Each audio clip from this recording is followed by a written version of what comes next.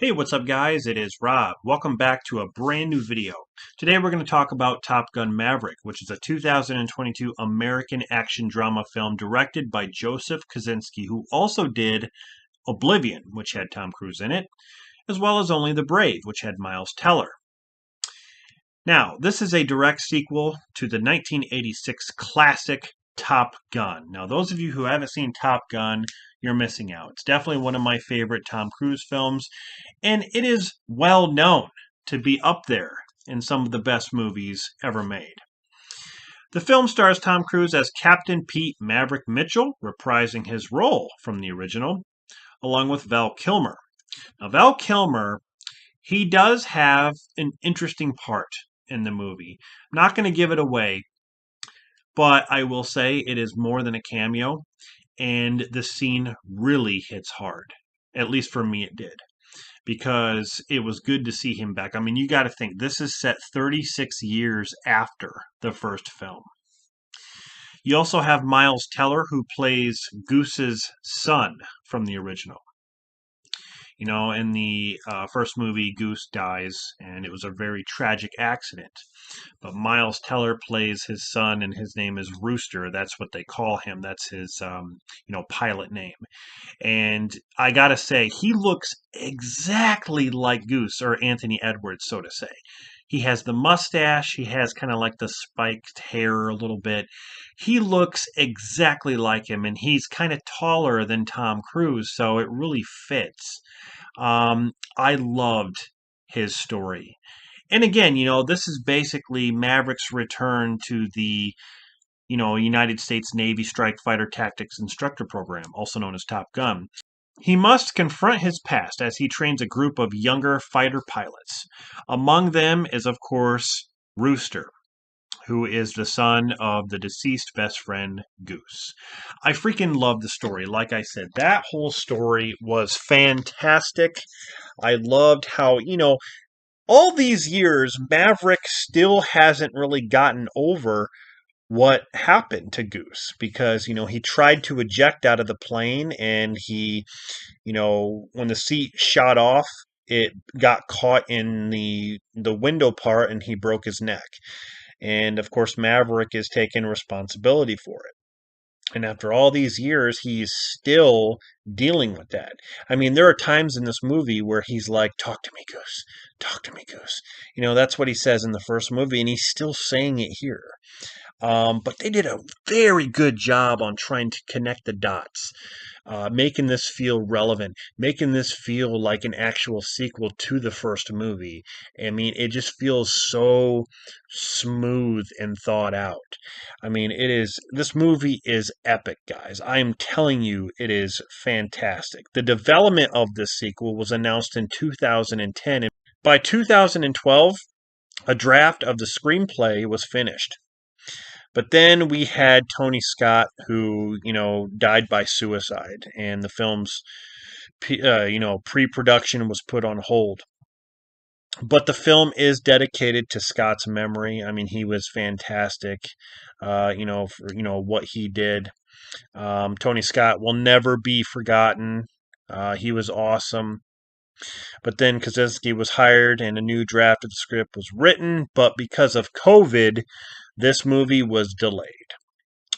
And, honestly, I will say it was worth the wait. This movie has fantastic visuals. It has fantastic acting. It has fantastic music.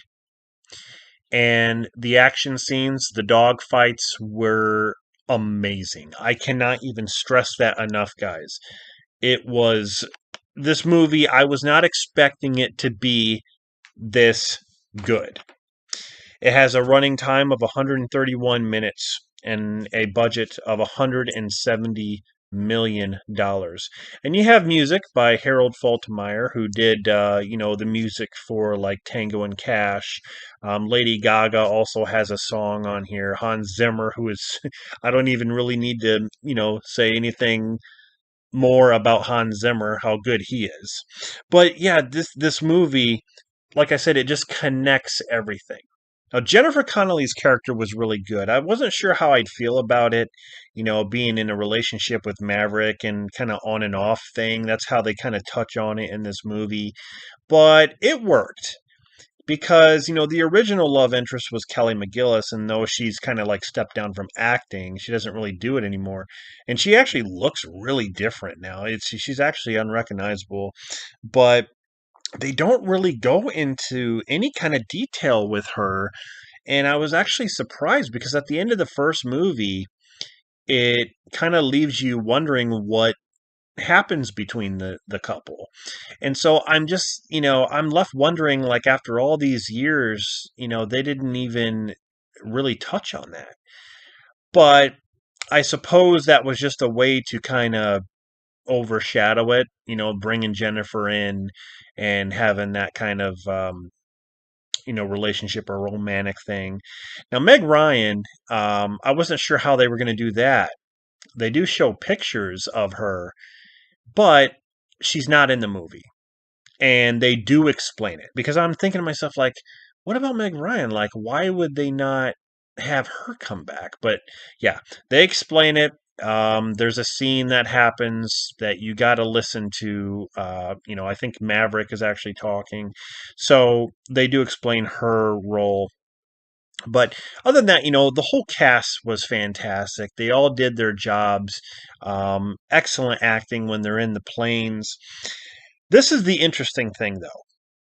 Tom Cruise designed a unique boot camp for the actors, going through 3 months of training. So you had underwater evacuation, you had aerial aviation, and the preliminary training to build awareness inside the aircraft and flights. And the actors also had to learn how to run the cameras because when they're up in the jet, they had to direct themselves essentially. They also needed to be taught about lighting, cinematography, and editing. So, all the stunts and all that stuff were done in the planes. There was no like CG. If there was any CG, it really wasn't noticeable at all because whenever the planes were flying, it looked so real. It just looked so good. I mean, the cameras were mounted all over the exteriors of the aircraft, and they wanted the audience to feel the strain and the speed and the gravitational forces. Um, and that's something that cannot be achieved through soundstage or visual effects, but it needed to be sorted out to where you could make it work that way. And especially if you're sitting in a theater like an IMAX theater and the sound is so loud and it's shaking and like you're vibrating in the seat and stuff. That's what they wanted to do. That is what they wanted you to feel while you're watching these jets go head to head. More than 800 hours of footage was shot for the film, exceeding the combined footage shot for the films of the Lord of the Rings trilogy. That is crazy. Oh my God. This movie has a lot of twists and turns as well, where you think something's going to happen and something else happens. It does leave you on the edge of your seat in some scenes, and biting your nails, wondering what's going to happen. I loved it. Every single moment. So far, I can say this: Top Gun Maverick is my favorite movie of the year. That's right. The Batman was my favorite movie of the year, but this is just a little bit higher than that. I mean, I freaking love the Batman. The Batman was so good.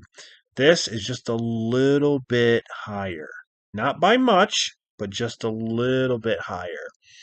So it'll be interesting by the end of the year where I'm going to place, some of these movies, as far as like maybe my top 10 or something like that. But so far, Top Gun Maverick is definitely my favorite. So, what did you guys think of Top Gun Maverick? I don't want to give anything away. I don't want to talk about certain scenes and things like that. I just wanted to give you guys a general idea. And yeah, it was fantastic. Go support this movie. Go see it. Um, it is amazing. So that is my review of Top Gun Maverick. And I'll be back with more reviews coming up soon. Thanks for watching.